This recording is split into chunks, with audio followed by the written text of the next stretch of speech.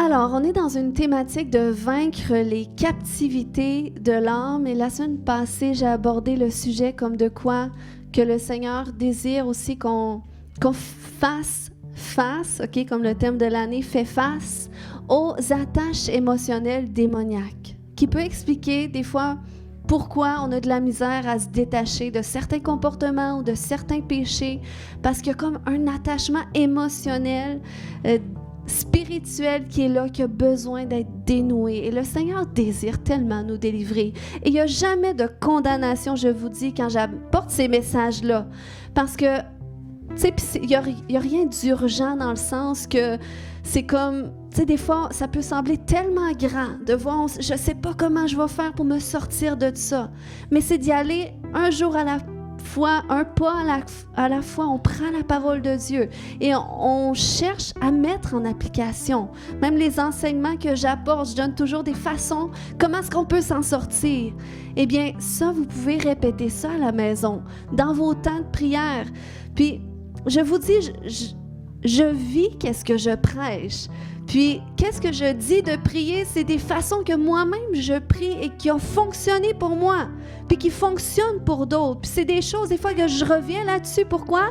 Parce qu'on vit dans ce monde, mais on vit aussi qu'on a certains combats qui ne sont pas toujours charnels, mais qui sont parfois spirituels. Et il faut savoir comment prier, comment adresser les choses, puis de comprendre la puissance de la repentance, du renoncement, parce que des fois, c'est sournois qu'on donne accès au diable. On peut se coucher sur notre colère et c'est suffisant pour donner accès au diable. Donc, c'est pour ça que on doit toujours constamment revenir à ces choses-là, puis c'est simplement laisser Dieu faire son œuvre en nous et c'est lui qui nous transforme. Donc, ce matin, pour introduire un sujet particulier que je veux apporter, je veux parler particulièrement de notre constitution en tant qu'être humain. Ça, c'est nous, les êtres humains, OK? Puis, la Bible va nous dire qu'on est fait en 3 parties. On est fait esprit, âme et corps, et on le voit particulièrement dans 1 Thessaloniciens 5, 23, qui dit que le Dieu de paix vous sanctifie lui-même tout entier et que tout votre être, l'esprit, l'âme et le corps soient conservés irrépréhensibles. Amen, lors de l'avènement de notre Seigneur Jésus-Christ. Donc, on est fait en 3 parties. Ça, c'est notre corps, ça, c'est l'enveloppe de notre âme. Notre âme est à l'intérieur de notre corps. Donc ça, c'est l'âme. OK? Le corps, c'est l'enveloppe de l'âme. Puis notre âme, ça, c'est notre moi. C'est qui nous sommes. C'est notre personnalité. C'est nos aspirations, notre volonté. C'est nos émotions. C'est qui nous sommes, qui est enveloppé par notre corps. Puis, dans notre âme, maintenant, il y a ce qu'on appelle l'esprit. Esprit, âme, corps. Donc, je trouvais que ça illustrait bien comment est-ce qu'on est fait. On est des êtres humains faits en 3 parties. Puis, l'esprit, la Bible va nous démontrer que l'esprit, ça, c'est comme la partie la plus profonde de notre être, qui est enveloppée par notre âme. Et l'esprit, c'est comme la dimension de notre conscience. Et lorsqu'on ne connaît pas le Seigneur Jésus, eh bien, notre conscience, notre esprit, elle est morte aux choses de Dieu. Donc, elle n'a pas conscience de Dieu. Peut-être vous avez pu remarquer qu'avant que vous ayez donné votre vie à Jésus d'un cœur sincère, vous n'aviez pas la conscience que vous avez aujourd'hui de Dieu. OK? Et ça, c'est parce que du moment que tu donnes ta vie à Jésus d'un cœur sincère, eh bien, ton esprit qui était morte aux choses de Dieu, eh bien, elle va naître de nouveau. Okay? C'est pas notre corps qui naît de nouveau, c'est pas notre âme. Notre âme, elle a besoin d'être renouvelée, mais c'est notre esprit qui naît de nouveau. Puis, tu sais, un jour, Jésus avait dit, si un homme ne naît d'eau et d'esprit, il ne peut voir le royaume de Dieu. Et on sait que le baptême, ça préfigure l'œuvre que Christ a fait à la croix. Il est passé de la mort à la vie. Il est ressuscité d'entre les morts. Mais nous, lorsqu'on passe par les eaux du baptême, c'est comme un témoignage que nous aussi, on veut mourir à notre vie de péché pour renaître selon Jésus, pour renaître en Jésus. Donc, c'est pour ça qu'il dit, si quelqu'un ne naît d'eau et d'esprit, okay, si quelqu'un ne naît de nouveau, même une autre version va nous dire, il ne peut voir le royaume de Dieu. Donc, c'est important que notre esprit passe par la nouvelle naissance pour prendre conscience de Dieu, pour reprendre vie finalement. Puis lorsque on est de nouveau dans notre esprit, eh bien là, le Saint-Esprit dans notre esprit a comme pour devoir d'amener notre âme justement dans un renouvellement qui va lui permettre de vivre selon la volonté de Dieu. Parce que bon, j'ai partagé comme de quoi que dans notre âme, c'est là que siègent nos aspirations, notre volonté, qui nous sommes. Mais avant qu'on naisse de nouveau, notre âme vivait en fonction du corps, vivait en fonction de son extérieur, puis tout ce qui influence la nature charnelle. Mais du moment qu'on est de nouveau, c'est là la tension, où est-ce que notre âme, elle a besoin de passer par un renouvellement. Et ce renouvellement-là se produit quand on développe notre relation personnelle, intime avec Jésus, à travers la lecture de la parole de Dieu. Ça, c'est tellement important. C'est ça qui va nourrir dans notre âme cette conscience de Dieu, puis la conscience du péché aussi, comment est-ce que ça nous affecte. Parce que vous remarquerez probablement qu'avant que vous fassiez ce pas de donner votre vie à Jésus, vous n'aviez pas nécessairement conscience du péché. Vous viviez dans le péché et ça ne vous dérangeait pas parce que pour vous, c'était la façon normale de vivre. Peut-être bien. Peut-être que certaines personnes peuvent dire « ça me détruisait ».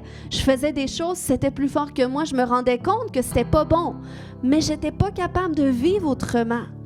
Mais là, du moment que tu nais de nouveau, eh bien le Saint-Esprit, il déverse une grâce dans ton âme pour se conformer à l'Esprit de Dieu, pour marcher selon l'Esprit plutôt que marcher selon la chair. Donc ça, c'est clair ce matin, c'est un peu qu'est-ce qui se produit, puis ça, c'est vraiment le premier pas pour que notre âme, parce que Dieu désire sauver notre âme. Il veut sauver notre âme du péché, de la perdition, puis des conséquences du péché, parce que le péché affecte l'âme. Le péché apporte des conséquences à l'âme et ces conséquences-là, ça peut être des tourments, ça peut être des maladies mentales, même des maladies physiques. Donc, par rapport à tout ça, une captivité de l'âme que je veux aborder ce matin, qui est tellement importante, puis c'est celle qui est occasionnée par l'immoralité sexuelle. C'est vraiment un sujet qui revient tout le long de l'Écriture, puis je crois que le Seigneur veut tellement étendre sa main sur ce sujet ce matin, OK?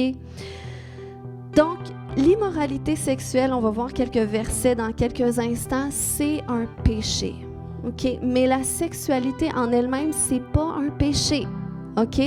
C'est un cadeau que Dieu a donné à chaque être vivant, OK? Parce qu'il a fait de nous des êtres sexués. Donc, c'est quelque chose de normal. Mais même si c'est un cadeau de Dieu, c'est quelque chose que Dieu a donné, c'est quelque chose qui est beau, eh bien, le diable est venu prendre ce cadeau pour lui donner une autre forme, pour le corrompre. Et c'est ça, l'immoralité sexuelle, c'est là-dedans que je vais rentrer. C'est vraiment cette forme-là, puis comment est-ce que ça a des effets négatifs sur l'âme. Puis c'est vraiment un sujet qui est très actuel dans notre société d'aujourd'hui, OK? Donc, les premiers passages que je vais partager ce matin sont ceux qui abordent le mariage, puis aussi le célibat. En fait, ça nous dit dans 1 Corinthiens 7, 1 à 9, Paul avait dit « Il est bon qu'un homme se passe d'une femme.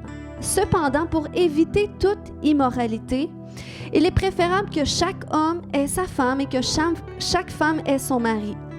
Que le mari accorde à sa femme ce qu'il lui doit et que la femme agisse de même envers son mari.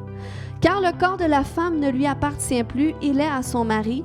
De même, le corps du mari ne lui appartient plus, il est à sa femme. Ne vous refusez donc pas l'un à l'autre.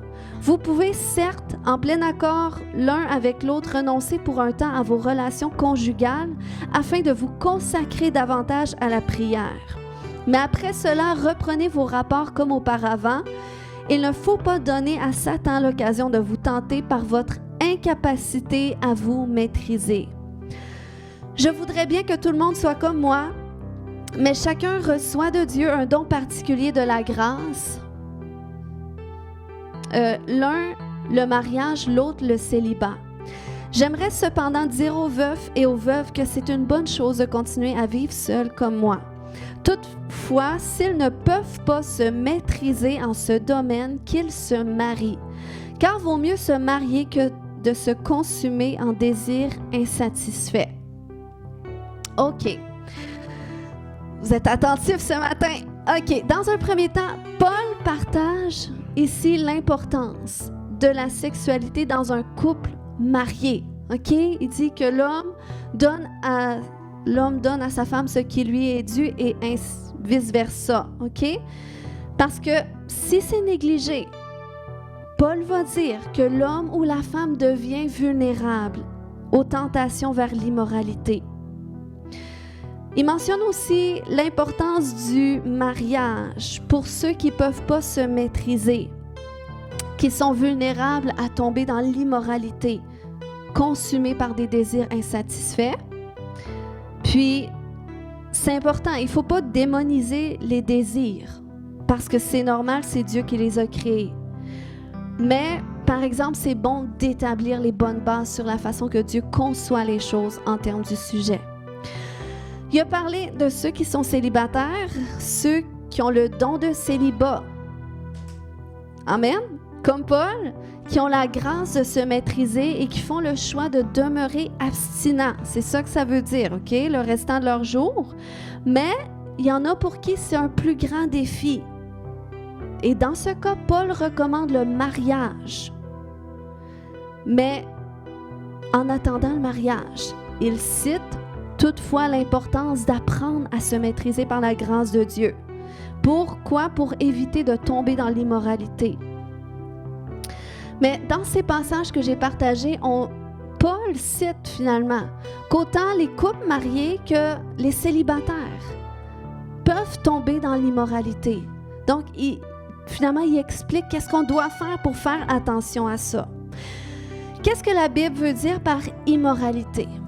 Immoralité dans le grec, c'est le mot porneia, qui signifie relation sexuelle illicite, qui veut dire adultère, fornication, homosexualité, relation avec des animaux, inceste, idolâtrie. Donc, c'est ce qu'il veut dire. Pour éviter de tomber dans ces choses-là, OK? Soit que le célibataire se marie, ou soit qu'il soit comme moi, qui ait la grâce de se maîtriser pour être abstinent, ou soit qu'un homme et une femme veillent chacun à remplir leurs responsabilités pour ne pas tomber là-dedans. Puis, tu sais, le terme adultère dans la Bible, c'est pas seulement un terme qui signifie l'infidélité, mais c'est aussi toute relation sexuelle en dehors du mariage. D'où la provenance du terme fornication, c'est ce que ça veut dire. Donc, c'est considéré comme de l'immoralité sexuelle. OK? Et ça, la porneia, ça, c'est la perversion que le diable est venu imprégner à la conception humaine de la sexualité. Mais j'ai vraiment la ferme conviction que le Seigneur veut restaurer la pureté de ce sujet, même au sein de l'Église. C'est un sujet qui est important parce que le diable s'y est autant acharné comme il le fait. On le voit dans les écoles, tout ce qui est enseigné aux enfants pour essayer de pervertir ce cadeau que Dieu nous a donné. Eh bien, si le diable s'acharne autant là-dessus, c'est parce que combien ça peut être une bénédiction de comprendre la conception de Dieu par rapport à ça, puis de la façon que Dieu nous a conçus pour le vivre. OK? Puis Dieu désire nous délivrer, OK, de toute captivité dans laquelle l'immoralité a pu nous amener dans des expériences passées, que ce soit à travers des abus sexuels vécus. Ça fait partie de l'immoralité, ou de l'inceste, ou la consommation de la pornographie. ça a des conséquences néfastes sur notre âme, ou les relations sexuelles hors mariage ou dans un mariage antérieur. Et je vais vous expliquer pourquoi tantôt. Ou encore les expériences homosexuelles. Je suis dans des sujets particuliers, mais c'est tellement important, OK? On va à l'église pour recevoir un enseignement de la parole de Dieu, puis c'est la parole de Dieu qui nous enseigne ces choses. Donc, il faut comprendre que ces expériences que je viens de citer ont des répercussions négatives sur notre âme et peuvent être à l'origine de difficultés relationnelles avec autrui ou des difficultés relationnelles au sein du mariage. Ou même des difficultés à trouver le partenaire de vie. Il y a des gens qui sont célibataires qui n'ont pas nécessairement l'appel du célibat, mais à cause de certaines expériences du passé qui les tiennent captifs, eh bien, c'est une restriction qui est là pour les empêcher de trouver leur partenaire.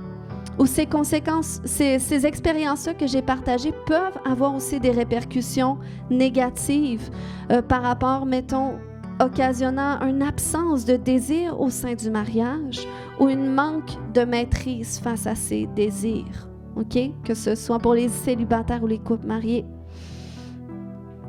Donc, pourquoi l'immoralité sexuelle a des conséquences sur notre âme? J'ai dit tout à l'heure que notre âme a été conçue à la base pour être attachée à Dieu. OK? Ça, c'est le premier attachement pour lequel on a été conçu. Après ça, Dieu a institué le mariage. C'est venu après l'union entre un homme et une femme, qui figure l'union entre lui et nous. OK? C'est ça la beauté du mariage. C'est pour ça que Jésus dit qu'il va revenir chercher son épouse. Parce que nous, l'Église, on est l'épouse du Seigneur et lui, il est notre époux. Et dans l'éternité, on va être un avec lui. On va former un comme un couple marié, homme et femme. Donc, c'est ça la beauté du mariage. Ça préfigure notre relation avec Dieu pour l'éternité. Et dans cette même optique, eh bien, Dieu a conçu notre âme pour être attaché à un homme ou une femme pour le restant de ses jours. C'est lui-même qui le dit dans Genèse 2,24. C'est pourquoi l'homme quittera son père et sa mère et s'attachera à sa femme, et ils deviendront une seule chair. Donc, la tâche qui se noue entre deux personnes qui s'unissent ensemble, elle est physique, elle est émotionnelle et elle est aussi spirituelle. À cet instant, j'aurais besoin d'un couple marié pour venir imager qu'est-ce que je partage ce matin. Vous pouvez vous mettre en face. OK. Donc ça, c'est un couple. On s'entend, c'est un couple. Ça, c'est leur âme. Que vous voyez, là, la tache qu'ils ont mis, ça représente leur âme. Mais lorsque ce couple-là viennent ensemble, s'unissent ensemble, eh bien, la tâche spirituelle qui se forme entre les deux, parce que Dieu dit l'homme va s'attacher à sa femme. Donc, c'est un attachement qui est physique, qui est émotionnel, mais qui est aussi spirituel. Fait que vous pouvez accrocher ça entre vous deux. Donc, ça, c'est la tâche spirituelle qui se forme entre deux personnes qui s'unissent ensemble. Puis, cette attache-là, finalement, qui se produit, même qu'ils soient mariés ou qu'ils ne soient pas mariés, mais qui ont des relations intimes ensemble, ça forme une attache spirituelle comme ça que ton âme va garder pour la vie, okay? À moins qu'elle soit dénouée. Mais c'est ça, Dieu a conçu les choses comme ça. Ce qui fait en sorte que Jésus a dit, si un homme répudie sa femme pour s'attacher à une autre, ben il commet un adultère. OK? Comment est-ce qu'il commet un adultère? Parce qu'il y a déjà un attachement qui est là, que Dieu voit parfaitement. Et on appelle ça aussi un lien d'âme. OK? Donc, c'est pour ça que du point de vue de Dieu, la pensée du mariage, elle est tout à fait logique. Mais on voit comment est-ce que c'est quelque chose que le diable est venu déformer totalement. Il est venu amener dans la conception humaine comme si que le mariage, c'était une restriction pour vivre des plaisirs physiques, émotionnels, puis sans parler de la portée spirituelle qu'il y a derrière deux personnes qui s'unissent ensemble. Mais si on réalise ça, déjà, ça va nous donner cette conscience-là de dire, OK, ben c'est important, tu sais, le mariage, ça devient dans ce cas-là une sécurité de dire, je dois me choisir un partenaire avec qui je vais prendre la décision de rester pour le restant de mes jours. OK? Donc, le diable, il a enlevé cette conception spirituelle associée à la sexualité. Mais s'il n'y avait rien de spirituel là-dedans, okay? Si tout ce que je vous disais là, c'était pas vrai, eh bien, Dieu n'aurait jamais demandé à son peuple, au peuple d'Israël à l'époque, de ne pas aller vers les femmes des autres peuples. Pourquoi c'était défendu? Parce qu'il disait, si vous allez vers les femmes des autres peuples, vous allez vous mettre à servir leur Dieu. Et c'est ça qu'on voit tout le long de l'Ancien Testament. Le peuple qui se détourne de Dieu constamment, qui vont adorer des faux dieux. Et là, on se rend compte que pourquoi? Parce qu'ils se mariaient avec des femmes étrangères. Donc, vous voyez, c'est parce qu'il y a quelque chose de spirituel derrière ça. Puis, à l'époque de l'Ancien Testament, les femmes qui couchaient en dehors du mariage, on les appelait des prostituées. Donc, d'où le mot, même le mot pornographie. Tantôt, j'ai partagé pornéa, mais porno, c'est ce que ça veut dire, la prostitution. C'est de l'immoralité sexuelle, OK? Puis, la prostitution, à l'époque, c'était pas comme aujourd'hui, banalisé, mais c'était une pratique spirituelle. C'était un rite en adoration à des faux dieux. Les femmes se prostituaient pour leur Dieu. Donc, vous voyez la portée spirituelle derrière ça. Donc, c'est pour ça que même à un moment donné, l'apôtre Paul il a dit, c'est dans 1 Corinthiens 6,16, « Ne savez-vous pas que celui qui s'attache à la prostituée est un seul corps avec elle? » Donc, on s'entend que le mot prostituée, OK, c'est toutes les relations d'immoralité, OK, en dehors du mariage. Il dit, celui qui s'attache à la prostituée devient un seul corps avec elle. Donc, toutes les relations que tu as, vous pouvez accrocher ça, mais pas ensemble, OK? Juste un, OK? Toutes les relations qu'ils ont, mais ça devient comme une attache là qui s'attache à leur âme finalement, mais qui s'attache aussi à l'autre personne, que ce soit la personne avec qui ils ont des rapports comme ça, juste une soirée comme ça, ou que ce soit d'une façon virtuelle. À travers la pornographie, il y a un lien comme ça, il y a une attache spirituelle qui se noue et qui te rend captif. Et cette attache devient finalement un conduit pour des démons d'entrée. OK, d'où l'immoralité sexuelle amène notre âme en captivité. Puis même si on peut penser que c'est des plaisirs naturels, humains, la société nous enseigne ça, eh bien, il y a toute une portée spirituelle qui nous empêche finalement de bénéficier de la bénédiction de qu'est-ce que ça consiste finalement, la sexualité, puis de vivre ça à travers le cadre du mariage. Comment c'est une sécurité spirituelle, c'est une protection, puis il y a aussi toute une bénédiction qui vient avec. Et c'est vraiment une façon d'honorer Dieu quand on le fait ça, quand on réalise que vraiment c'est considéré comme de la prostitution, que Dieu, ça déplaît à Dieu. Mais j'enseigne ça ce matin. Je sais qu'il y en a qui ont eu d'autres relations dans le passé, ils ont eu une vie avant le Seigneur. Peut-être qu'il y en a qui, vous avez vécu un divorce. Dieu vous pardonne. Mais je veux que vous preniez conscience que c'est important qu'on dénoue toutes ces attaches-là. Que des fois, on amène ça dans notre mariage. Puis on se questionne. Puis des fois, ça peut être une attache qui est là à cause d'un abus sexuel. OK? Il y a une attache qui est là. Et là, on rentre dans le mariage et on a de la misère à être connecté ensemble. Peut-être la tâche spirituelle, elle est là quand même. Mais la tâche émotionnelle, elle n'est pas là. On a du mal. Pourquoi? Parce que tellement toutes sortes d'attaches que le Seigneur veut dénouer, dont le Seigneur veut nous délivrer pour qu'on puisse s'épanouir dans le mariage. Puis qui sait, c'est peut-être à cause de ces attachements aussi que peut-être tu es célibataire et tu as des désirs qui sont naturels, mais tu as du mal à te maîtriser.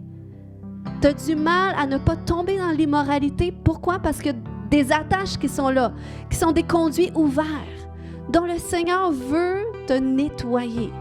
Il veut les ôter. C'est ça la bonne nouvelle, OK? C'est pas... Il y a une solution pour ça, OK? C'est ce que je vais amener ce matin. Donc, vous pouvez vous rasseoir. Merci. On peut les applaudir.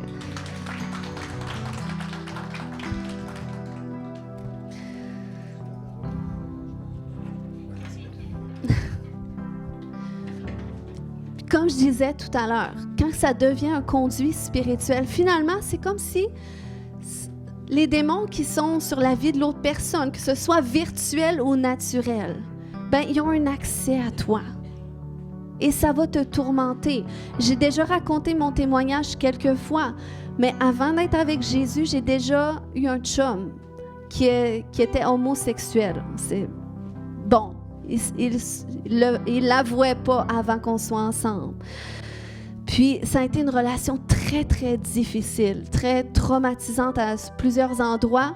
Mais quand je suis ressortie de cette relation-là, eh bien, j'avais des doutes moi-même sur mon attirance à ce niveau-là. Je me dis, ben peut-être ce serait mieux avec une femme. OK? Parce que j'étais traumatisée, oui, parce que j'étais blessée, mais parce que les démons qui étaient sur lui, ils sont devenus aussi en moi. Donc, le Seigneur m'a délivrée. Merci Jésus. Mais puis le Seigneur désire délivrer chacun de nous, qui a pu donner des accès comme ça, favoriser des attaches comme ça, pour qu'on puisse vraiment vivre son plan divin parfait. Amen. Que ce soit en attendant le mariage, que ce soit dans le célibat comme Paul qui avait le don de célibat, ou que ce soit à l'intérieur du mariage. Amen. Parce que c'est peut-être ça qui fait en sorte qu'il y a un mari qui est marié, mais il a tendance à convoiter. Jésus a dit, si un homme regarde une femme pour la convoiter, il commet déjà l'adultère. Donc, vous voyez ce conduit-là, cette attache-là qui se produit juste parce que tu as convoité. Pourquoi? Parce que c'est dans ton âme. La connexion, elle n'a pas besoin d'être physique nécessairement, mais c'est dans ton cœur, tu donnes accès.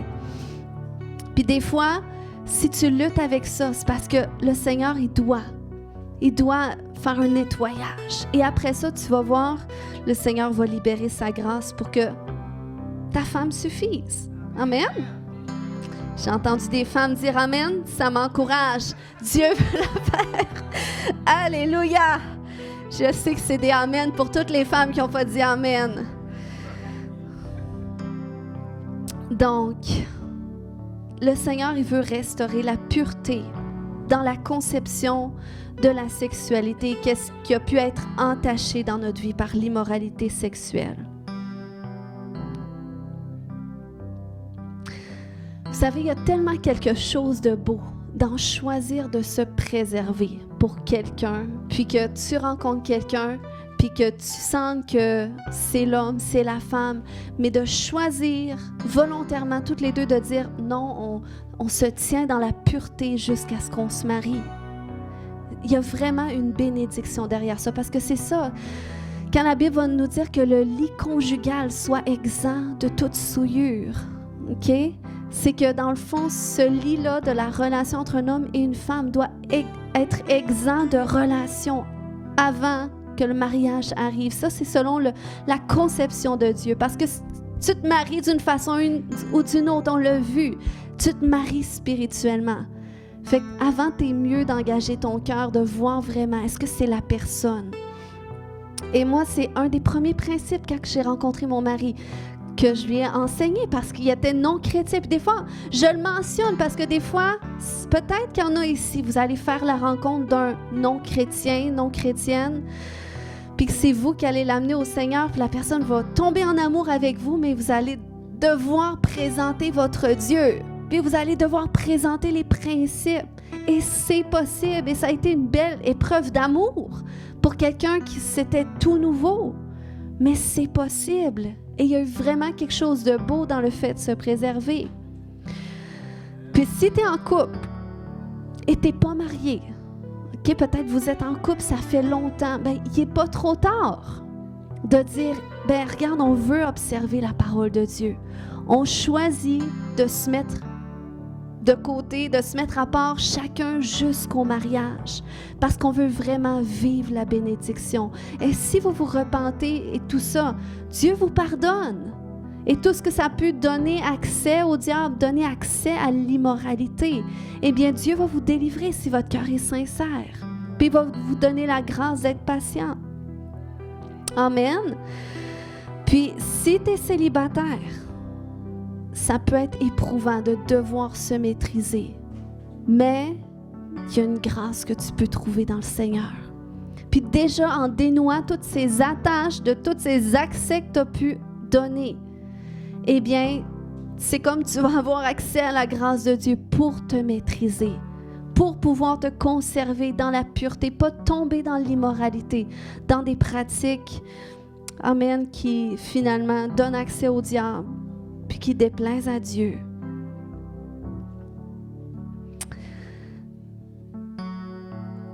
La Bible nous dit dans 1 Corinthiens 6, 18 à 20, « Fuyez l'immoralité sexuelle. » OK? Fait que c'est vraiment toute personne célibataire, en couple, mariée, peu importe, fuyez. Dites non. La tentation va venir. Jésus a dit, si ton œil est pour toi une occasion de chute, arrache-le. Donc ça veut dire, non, tu résistes, t'apprends à résister, tu ne tombes pas. Il dit, tout autre péché qu'un homme commet est extérieur à son corps, mais celui qui se livre à l'immoralité sexuelle pêche contre son propre corps. Ne savez-vous pas, votre corps est le temple du Saint-Esprit qui est en vous et que vous avez reçu de Dieu. Vous ne vous appartenez pas à vous-même. Donc, vous voyez cette attache-là avec Dieu qui est vraiment primaire dans notre vie. Car vous avez été rachetés à un grand prix, rendez donc gloire à Dieu dans votre corps et dans votre esprit qui appartiennent à Dieu. Amen. Donc, ce matin, je veux vraiment prier que Dieu purifie nos âmes qui ont pu être souillées, quelles que soient les expériences qu'on a pu vivre. Quel que soit ce qu'on a pu vivre, pour que le Seigneur purifie nos cœurs, nos âmes, puis qu'on réussisse justement à marcher dans son plan divin. Puis je veux vraiment prier que Dieu restaure votre attachement avec lui, qui est la base de tout. Qui est la base de tout, puis qui aide justement à trouver la maîtrise. Parce que même un fruit de l'esprit, c'est la maîtrise de soi. Amen.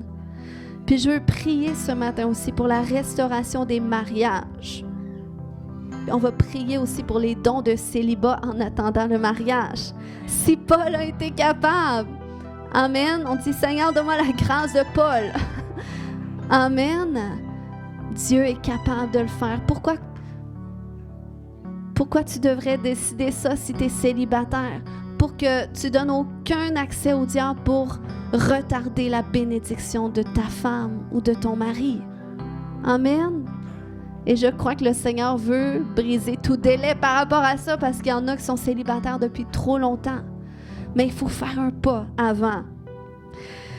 Donc, comment dénouer les attaches sexuelles démoniaques? Et ça, je vous partage ça. Vous pouvez prendre en photo, parce que peut-être, tu sais, des fois, tu dis, ben moi, tout ça, c'est réglé. J'ai pas de tentation, je tombe pas dans le péché. Mais par exemple, la nuit, si tu rêves d'un autre homme ou d'une autre femme, ça montre que ton âme est attachée à quelque part et tu dois prier. Et ça, je vous encourage. Ce matin, on va prier, mais dans vos temps de prière personnels, là où est-ce que Dieu va faire peut-être remonter un souvenir à la surface. Parce que si j'enseigne ça, c'est que Dieu m'a fait remonter même des amourettes de mon passé pour me montrer que mon âme a quand même été attachée et je dois consciemment dénouer la tâche, renoncer, briser ça. Pourquoi? Parce que je veux que mon âme soit pleinement attachée à Dieu et pleinement attachée à mon mari. Amen. Donc, tu dois te repentir à Dieu premièrement de toute immoralité. Tu reviens sur toutes tes expériences. Tu dois aussi te repentir à ton âme d'avoir fait ça. Pourquoi? J'ai dit que ton âme n'est pas conçue pour vivre dans le péché. Ça traumatise ton âme. C'est pour ça que tu répètes. Pourquoi? Parce que ton âme a été traumatisée. Puis j'en ai parlé, la compulsion de répétition. C'est comme si ton âme trouve une sécurité dans le péché qu'elle répète. Mais ça augmente sa captivité. Donc tu te repens, mon âme, je me repens. Je me repens d'avoir vécu cette relation-là parce que j'étais destinée à être mariée à tel, puis où j'étais destinée à me préserver pour l'homme ou la femme que Dieu a préparé. Donc, je me repens. Ensuite, tu renonces à ces attaches. Tu dis, je renonce, je les brise. OK? Et c'est tellement important, surtout quand tu as vécu des abus sexuels. Ça l'affecte tellement une femme, même dans le mariage, mais le Seigneur désire guérir. Il désire restaurer. Amen. Et il faut chasser les esprits. Il faut chasser les esprits parce que c'est ça, dans ces attaches-là, dans ces conduits-là, il y a des démons qui sont là et on les chasse. Mesdames, chassez les esprits. On va voir des femmes qui sont déterminées pour leur mari et vice-versa. Amen. Il faut prier, il faut chasser tous les esprits, les démons sexuels, les démons de séduction, de convoitise. Et il faut prier pour la guérison et la restauration de notre âme. J'aime tellement ce verset dans Ézéchiel 36, 25. Dieu dit, « Je répandrai sur vous une eau pure et vous serez purifiés. » Wow! Comme si tu n'avais jamais fait ces choses-là. « Je vous purifierai de toutes, dis avec moi, toutes vos souillures et toutes vos idoles. » Le Seigneur, c'est ce qu'il va faire aujourd'hui. C'est comme s'il ouvre la porte pour l'enclenchement, mais c'est une continuité. Tu vas être purifié, tu vas pouvoir te regarder dans le miroir et plus avoir ces souvenirs-là de ton passé. De pouvoir vraiment être qui tu es dans ton présent et avec ton mari ou ta femme si tu es marié. Et ensuite, tu dois rétablir ton attachement avec Dieu. Et je t'encourage à lire les psaumes. Les psaumes de David, comment est-ce que son cœur, c'était l'homme selon le cœur de Dieu. Et la Bible nous montre tellement de versets où est-ce qu'il exprime son attachement à Dieu, comme dans Psaume 63, 9. « Je te suis attaché avec toute mon âme. » C'est le plan parfait de Dieu, qu'on soit attaché à lui, avec toute notre âme. Amen. Tu as été conçu pour ça, pour appartenir à Dieu. Tu n'es plus orphelin.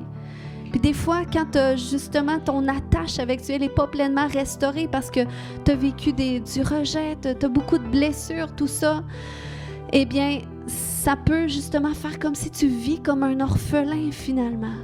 Puis ça te rend vulnérable au péché, à l'immoralité. Ça te rend vulnérable à t'éloigner de Dieu. Mais Dieu veut restaurer ce matin. T'es son fils bien-aimé, t'es sa fille bien-aimée. Et il dit qu'il va te purifier de toute souillure. Fait que si tu te repens sincèrement ce matin, tu dis, je veux vraiment être pur, je veux être droit devant le Seigneur, je veux marcher avec une conscience pure. Si tu te repens sincèrement ce matin, ça va enclencher le changement que Dieu va faire. Donc, on va prier ce matin. Amen.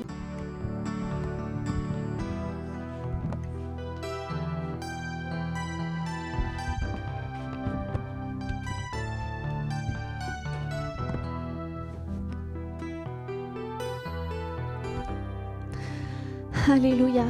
Seigneur, je veux prier d'abord pour tous ceux qui t'ont peut-être jamais donné toute leur vie, qui nous écoutent en différé, Seigneur Dieu, dans le nom de Jésus.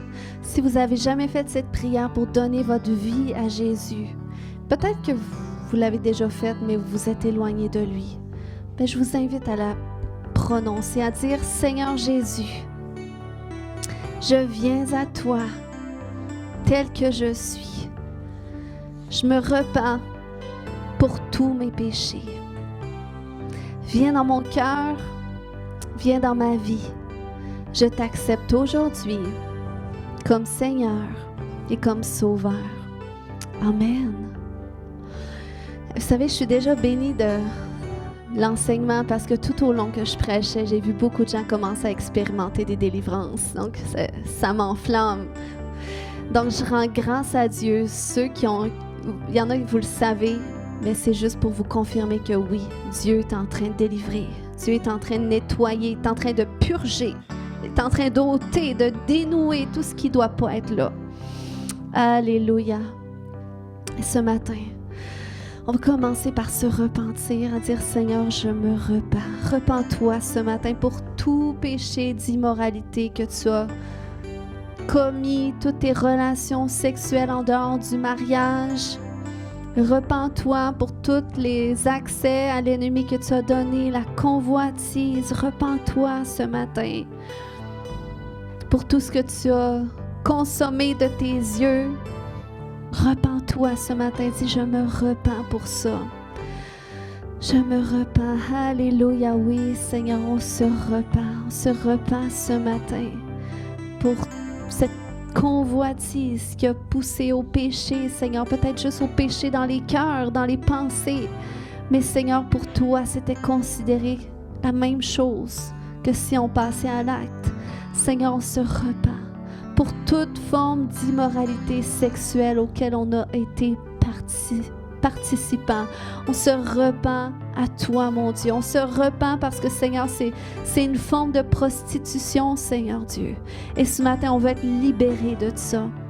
On veut être libérés de toutes ces attaches qui sont accrochées à nous, Seigneur Dieu. On veut que tu les dénoues. Donc, on se repent, Seigneur Dieu. Au nom de Jésus. Puis commence à te repentir à ton âme. Je me repens, mon âme. Je me repens de t'être laissé dans une relation qui était abusive.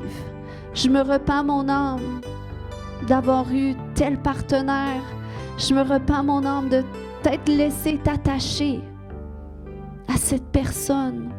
Je me repens, mon âme, pour tout ce à quoi j'ai exposé devant tes yeux. Commence à te repentir à toi-même parce que ton âme a été conçue pour être attachée à Dieu. Elle est pleinement vivante quand elle se retrouve en communion avec Dieu. Donc, repens-toi. Comme David qui parlait à son âme. Il dit, bénis Dieu, mon âme. Et là, toi, tu dis, mon âme, je me repens parce que j'ai péché contre toi. J'ai péché contre toi. Koya shoreke mata. Koya shoreke mata. Alléluia, oui, Seigneur, on se repent notre âme. Mon âme, je me repens. Mon âme, je me repens. Même si c'était pas de ma faute, je me repens. Je me repens de t'être laissé vivre des circonstances d'abus. Alléluia. Si tu dois aussi pardonner à des gens ce matin, fais-le. Libère-les entre les mains de Dieu ce matin. Je la pardonne. Je la pardonne pour cette chose qu'elle m'a fait. Koreke maya shotede. Koya shoroko mata. Kaya shote. Koya shoreke mata. Koya shoreke mata. Koya shoroko mata. Alléluia. Et ce matin, commence à renoncer aux attaches. Je renonce à ces attaches que j'ai nouées. Je renonce à la fornication. Je renonce à l'adultère. Je renonce à la pornographie. Je renonce à l'homosexualité. Je renonce à toute pratique sexuelle hors de toi, mon Dieu. Je renonce à la convoitise. Je renonce à la séduction. Au nom de Jésus, renonce ce matin. Je renonce à cette attache avec cette personne. Je renonce à cet ancien mariage. Je renonce à cette ancienne relation. Je renonce à cette attache que j'avais créée avec telle personne. Ce matin, renonce avec chaque partenaire. Dis, je renonce à ce lien avec un tel. Je renonce à ce lien avec un tel. Koya shoreke mata ya shoto. Brise ces attaches ce matin. Dénoue-les. Dis, tu renonces à ça. Tu veux plus les porter. Tu veux plus que ton âme, ça soit marqué dans ton âme. Tu veux être libre pleinement pour être attaché à Dieu et pour t'attacher à ton mari ou ta femme. Koyashoreke manta. Yotoreke bayashoto yontoreke mata. Koyashoreke matede. Et là, on va ordonner à tous ces esprits qui nous tourmentaient la nuit ou dans le jour ou dans nos comportements, tous ces esprits qui voulaient nous faire tomber. Alléluia. Ce matin, ordonnez-les de vous quitter. Au nom de Jésus, tout démon sexuel qu'on appelle incubus, succubus, au nom puissant de Jésus, je vous ordonne maintenant de libérer. Libérez maintenant les enfants de Dieu, tout esprit impur, tout esprit d'immoralité, d'impudicité. Au nom de Jésus, tu quittes maintenant. Tu quittes maintenant. Koyashoreke mata. Koyashoto, tout esprit de sirène des eaux qui est connecté avec ses désirs impurs, tu les quittes maintenant. Tous les démons qui étaient connectés à la pornographie, dans le nom de Jésus, vous libérez maintenant, maintenant, maintenant, maintenant. Maintenant, alléluia, maintenant, vous quittez maintenant. Je les détache de toi. Je les détache de toi au nom de Jésus. Je les détache de toi, tous ces esprits impurs et qui étaient aussi avec des esprits de honte, de culpabilité. Au nom de Jésus, tu quittes maintenant. Tu quittes maintenant parce que Jésus accorde son pardon. Oh, parce que Jésus nous lave par son sang. Il vient nous purifier de toute souillure ce matin. Au nom de Jésus, donc toutes ces souillures que les démons avaient laissées, au nom de Jésus, je leur commande de partir maintenant.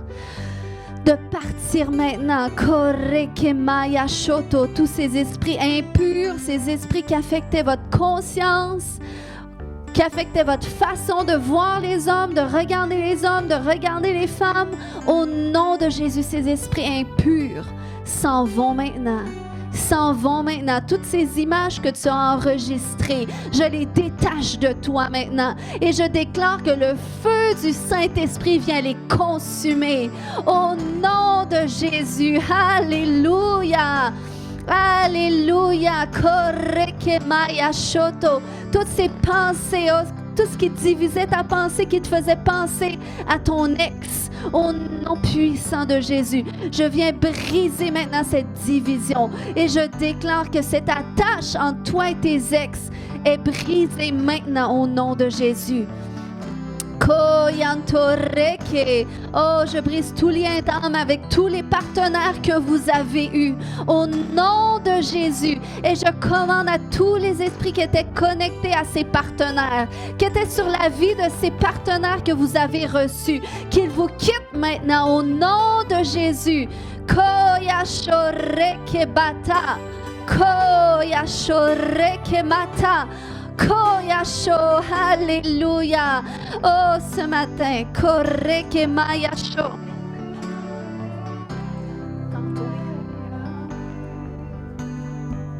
Koyasho.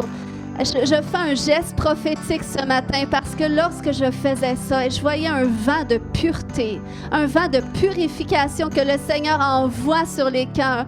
Reçois seulement, laisse sa présence ce matin te purifier, te nettoyer au nom de Jésus. Oh, tous ces péchés même qu'on a fait contre toi, qui avaient affecté ta façon de te voir, de voir ta sexualité dans le nom de Jésus, qui l'avait vu comme impure parce que tu t'es senti souillé, sali. Il y a un vent de pureté ce matin, ça se détache de toi, ça se détache de toi au nom de Jésus. Oh, un vent de restauration, un vent de guérison. Reçois ce matin. Le Seigneur guérit des cœurs ce matin. Le Seigneur restaure ce matin. Koyashoreke matadaya. Koyashore baba baba. Oh, laisse Yahweh ce matin. Laisse Yahweh toucher ton âme ce matin. Oh, laisse Yahweh ce matin purifier ton âme. Purifier tes pensées, purifier qui tu es. Koyashorekeba, koyashorebata. Oh, je déclare une redéfinition de la sexualité au nom de Jésus, une redéfinition de pureté qui est libérée dans ton âme aujourd'hui. Koyashoreke. Et je libère une grâce pour vivre ces choses à la façon de Dieu. Karekemayashote. Koyashoto. Ce matin, je libère une restauration. S'il y a des couples mariés, ce matin, prenez-vous la main. Et je déclare une parfaite restauration, une parfaite unification. Au nom de Jésus, une guérison dans votre mariage, une redéfinition de votre intimité. Dans le nom de Jésus, vous êtes un. Vous êtes un. Vous êtes un. Koreke maya shoto yontoreke. Koya shoto. Tu as été destiné pour avoir tout ton cœur attaché à elle ou à lui. Pour avoir tes regards attachés, tournés vers lui et vers elle seulement. Koya shoreke. Merci, Papa. Merci, Papa. Même pour ces personnes qui sont sans leur conjoint, tu fais une œuvre dans la vie de leur conjoint. Oh, tu restaures, Seigneur, parce que, Père, ils sont là pour les représenter. Rokemaya shoto koto. Koya shorebata. Koya shorekemata. Et s'il y a un célibataire qui est proche de vous, levez les mains, les célibataires. J'aimerais qu'un homme célibataire, un homme mette sa main sur un homme célibataire, une femme qui est mariée mette sa main sur une femme célibataire. Les femmes célibataires, levez vos mains pour que d'autres femmes puissent vous entourer dans la prière. On va entourer nos célibataires ce matin. Alléluia. Oh, ce matin, on décrète que tout esprit de célibat qui empêchait cette saison de mariage d'arriver s'en vont. Au nom de Jésus, on vient briser ce joug de célibat pour ceux qui veulent se marier. Au nom de Jésus, on vient briser tout esprit de délai associé au célibat. Et au nom de Jésus, on vient chercher cet homme, cette femme que Dieu a préparé pour vous. Au nom de Jésus, on amène à la manifestation cette promesse ce matin par nos décrets. Et on déclare que tu rentres dans la saison de mariage et que c'est le temps de te préparer.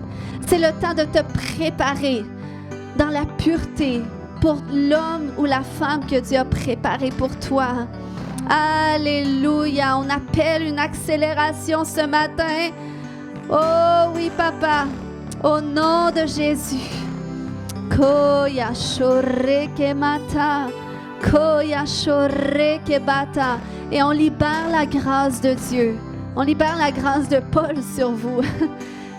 On libère la grâce de Paul, la grâce de ne pas consumer dans des désirs insatisfaits, mais de canaliser ses désirs avec l'aide de Dieu dans la pureté.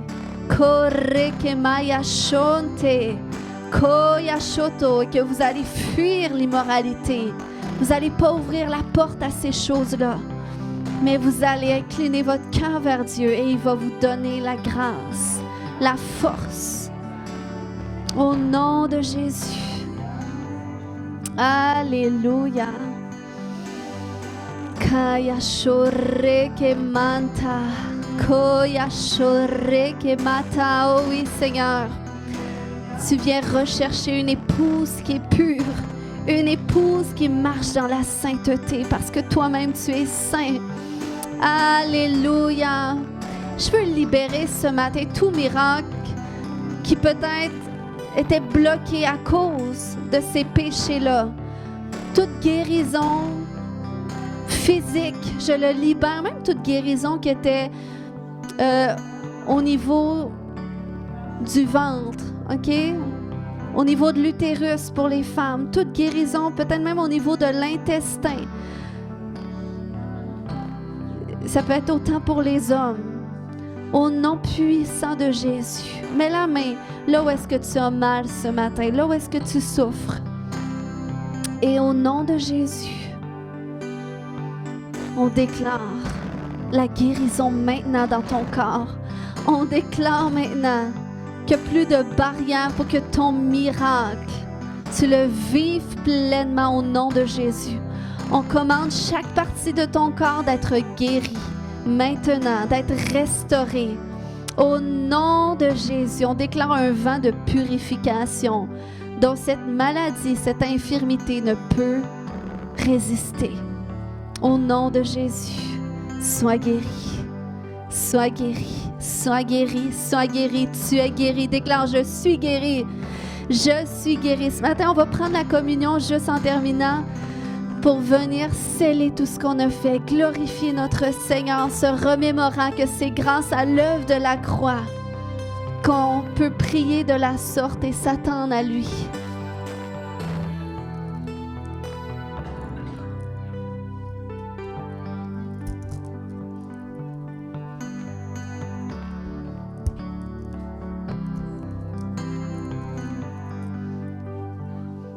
Alléluia. Oh Jésus. Amen. C'est pas rien qu'on mange le corps du Seigneur aujourd'hui, qu'on boit symboliquement son sang. Ça vient comme symboliser cette œuvre de purificatrice, rédemptrice aujourd'hui qu'il a fait en nous. Seigneur, on veut te remercier, Jésus, encore une fois pour ton corps qui a été brisé, pour qu'on soit guéri, pour qu'on soit restauré, pour qu'on soit renouvelé. Et on croit, Seigneur, qu'alors qu'on va manger ce pain qui symbolise ton corps, on croit, Seigneur, que tu viens renouveler, nous renouveler corps, âme et esprit. Amen.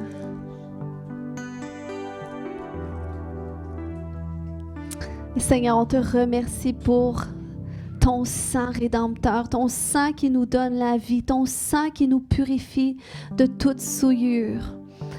Aujourd'hui, Seigneur, on déclare que c'est un jour nouveau, qu'on va marcher en nouveauté de vie par rapport à ces libérations que tu as faites aujourd'hui.